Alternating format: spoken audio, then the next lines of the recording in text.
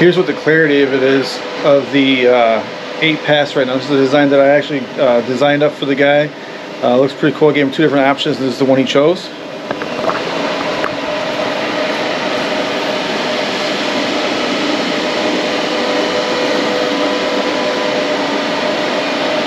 The hue looks pretty good too when it comes out.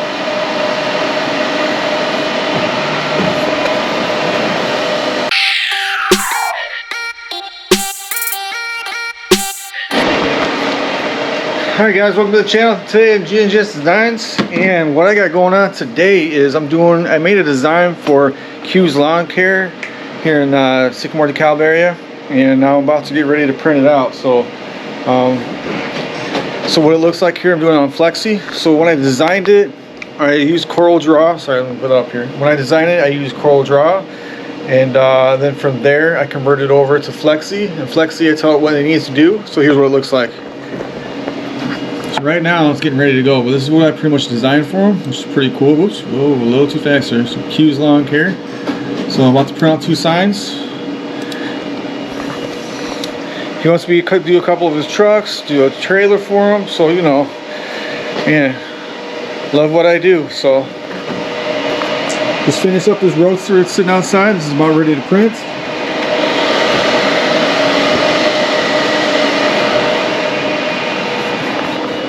Get one job done, move to the next. So this one's done already. So now we'll just move on to the next project.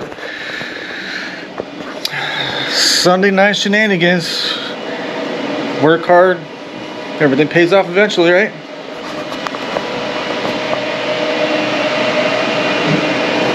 Still warming up, but it's about ready to print here in a second. It takes a little bit to get to temperature is 230 degrees, which it is right now.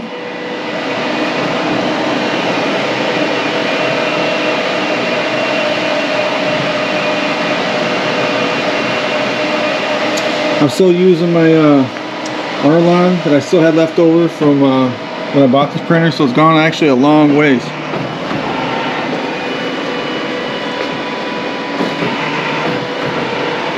Definitely really like this printer. Here we go, we're about to starting to run.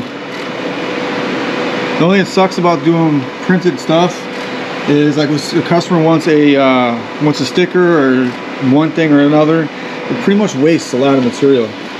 So that's why a lot of companies say it's a minimum of 250 order, because it is a lot of wasted stuff. I mean, look, it's still advancing it, and it still hasn't even printed anything yet. So now it's starting to print right there. It's a barcode. So you see that right there? You see how much wasted material there is? I save this material for other jobs, for other stuff. So I still do contour and cuts and stuff like that. So it's not really a waste. So I pretty much use it for other stuff.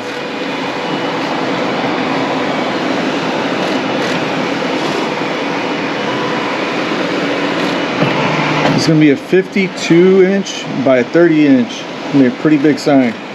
On the side of the guy's truck. And I'm going to laminate it. I'm going to put it on. Move on.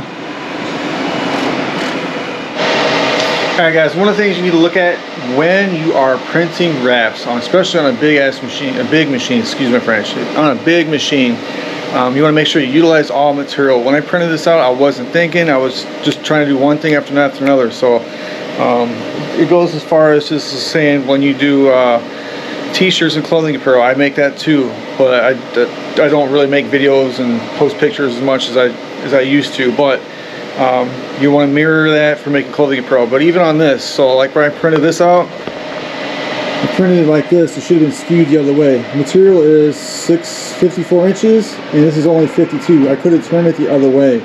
And I wasn't thinking, I was thinking, hey, I could cut it on the barcode, scan it, and pre-cut it out for me, but I can cut it myself. But look at all this material I just wasted.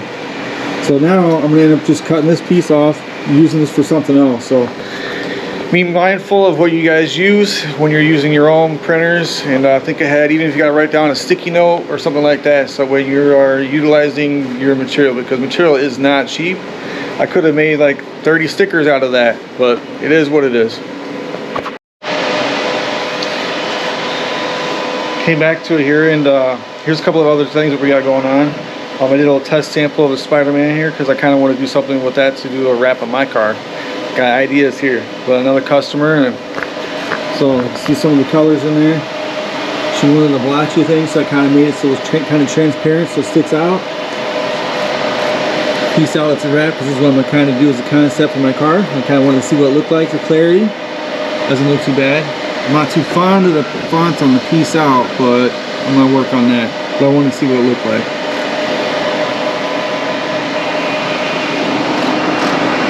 Last but not least, print out that barcode and moving on. Alright guys, this is what I'm talking to you about by utilizing material, because material is money and you're throwing added money away. So this is what it's supposed to look like. If you can see right here, this is where I got a couple jobs here. I got this one's finished up for a car hospital for the guy's vehicle. This is for another customer for a sign for a trade show. This is me just messing around as I want to see what it looked like, because I got a project with that. And then I got this one. So it's all this has been utilized. This whole space over here been used for everything. So I got 3 customers and a mess around. This one here, when you go to print it out, from here to here, it automatically, with HP, no matter what you do, if you don't print it out enough, skew it enough, it actually has got a heater in it, and the heater will make it stick to it, and then it'll bend, and it'll be the crap.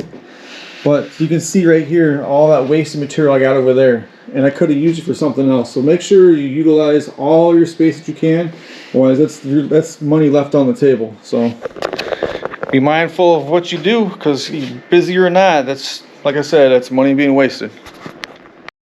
Alright, so now that I have it all cut off, the pieces that I need, because I don't really need to do anything with that. So HP has what I got over there is HP 335, and I also have the cutter over there, basic cut plus.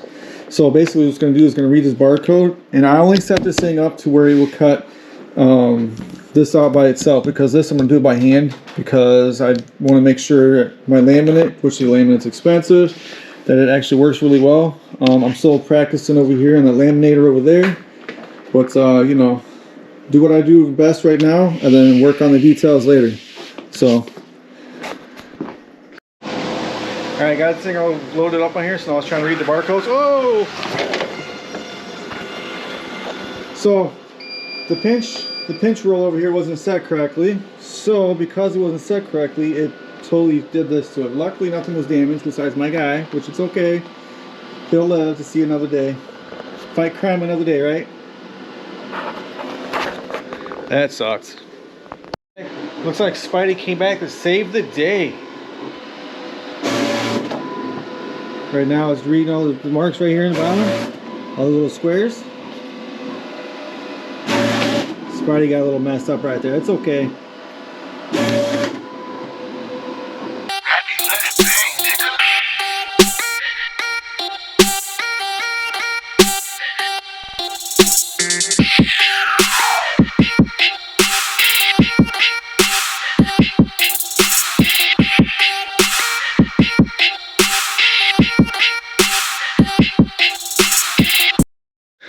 Okay, so since I don't have the laminate up and going yet, I'm still learning the process, so I want to mess up on my stuff, not the customer stuff. So what I ended up doing is I measured out the amount of material I needed for the laminate. So what I ended up doing was I got some Wrapedtag here, and I'm saturating it. So what I'm going to end up doing is I'm pulling it. So I pull the sheet back, saturate it, make sure it's all nice and wet. So basically I did that same situation over here on this, so it's all nice and wet. So now when I grab it, look at my hand, it's not sticky, only the edges right here. So I'm going to grab it. So I'm going to spray some more on it, and then let it saturate a little bit more, flip it over, put it on the side, and squeeze it all out. What happens is, if it's too sticky, like right here, this piece right here, you can see the little hole in it, it's burnt, it's toast, it's no good. But luckily I'm going to flip it over, and it comes up over here, and I have plenty of hangover on the side up here, so I won't need it. So a piece will end up getting cut off. So basically I'm pulling it back, spray it down, let it sit. That way it's easier to manage. So in case you didn't know, now you know. So this is the kind of crap that's up underneath the truck when you wipe it down. So imagine trying to put vinyl on top of this. It was pretty dirty. So definitely want to make sure you wash your stuff. Alright guys, so here's another situation. So the customer had requested this be pre-made and drawn out. So we did it, it's all good to go. The other situation is the customer then wanted a phone number put on there. So we measured from the top to the bottom, which was 30 inches. So from here to here, all the way down the bottom 30 inches. There is no place for a phone number to put on here. So The only other situation is to reprint it or find another place for the phone number to be put on the side of the truck. So it's one of those situations where we just got to talk to the customer and see what they want. Maybe put the phone number like right across here on the top, which I think would kind of take away from the design. So we'll probably have to figure out something else.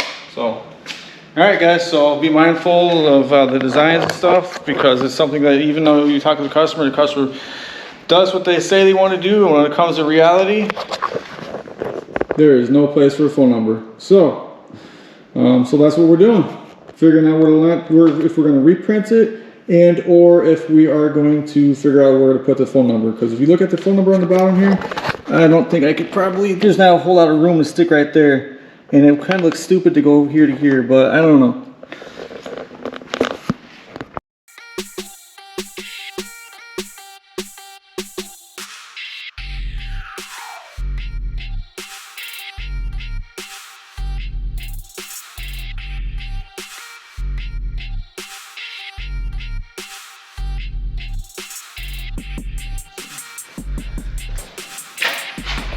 Alright guys, so looking at this right here, this is not like your ordinary, regular, everyday wrap that you do on a regular car, because when you do this stuff, you print it out, you put a laminate over the top of it.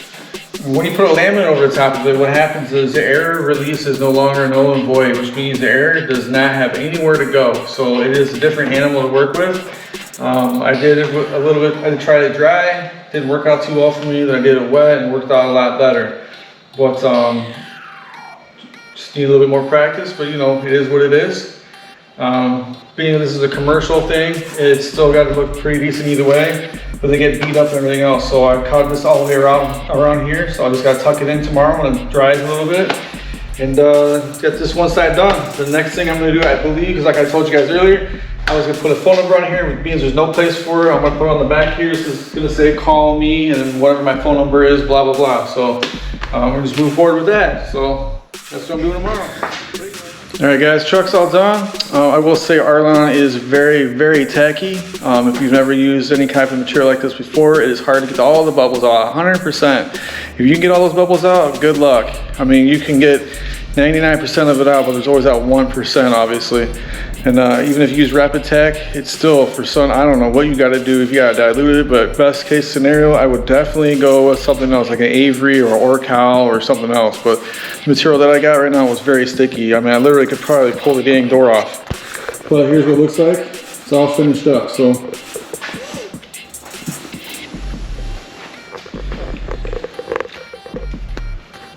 And then one of the phone number on it, which is here on the back on both sides. He originally wanted the design done, so we made it, created a design. He wanted the full 30 inches, but you can't obviously put the phone number underneath there, so it wasn't really thought through. But it is what it is. It looks pretty good, and as long as he likes it, it's all that matters, right?